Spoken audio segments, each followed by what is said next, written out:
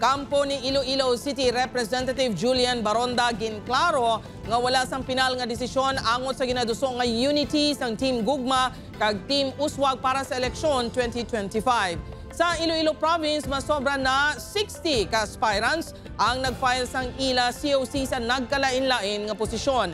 Si John Sala nakatutok live sa Barangay Kubay, Haro, Iloilo City. John?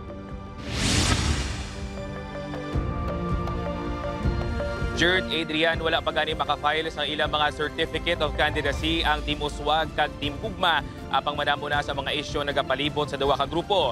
Mayara giman bala nga unity o kon dayon ang sumpunganay.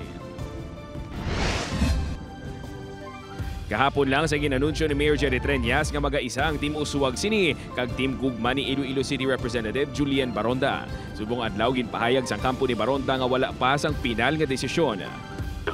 Mamulat kita na isang decision, especially ni Congresswoman Jam Baronda. Pinalantaw ka pinapamatian niya ang pulso sa pamuluyo, especially ng iya supporters kag sa mga leaders ng grupo sa Team Gugma. Dugang pa ni Flores, halin sa una maayong pagtamdanay sa mga lideres ng syudad, gani kung anuman ang mga desisyon ni Congresswoman Baronda. Ini ang para sa pumuluyo. Gintingon sa news team mamakuan sa bahin si Iloilo City Mayor Jerry Treñas pinaagi siya spokesperson, apang wala pa sa opisyal nga pahayag ang alkalde angot sini. Suno sa botante si Maria Cristina, may unity man o kung wala, suportaran siniya sa iyang pananawan, mangin maayo para sa syudad sang Iloilo.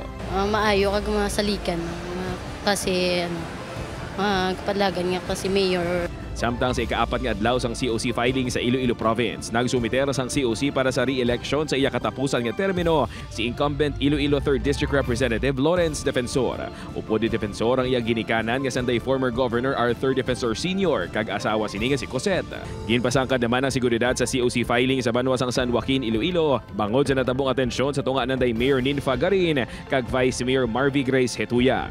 Hindi man makabig sang COMELEC Iloilo Province nga basihan ini nga malakip sa areas of concern ang banwa.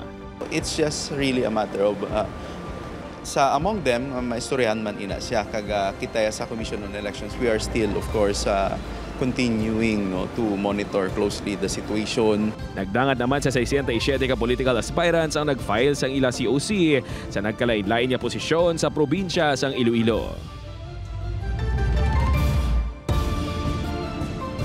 Jerd, panawagan sa mga botante sang syudad nga kung may unity man o kung wala, ang importante ila tinutuyo para sa kauswagan kag sa ikaayo sang syudad sang Iloilo. Jerd.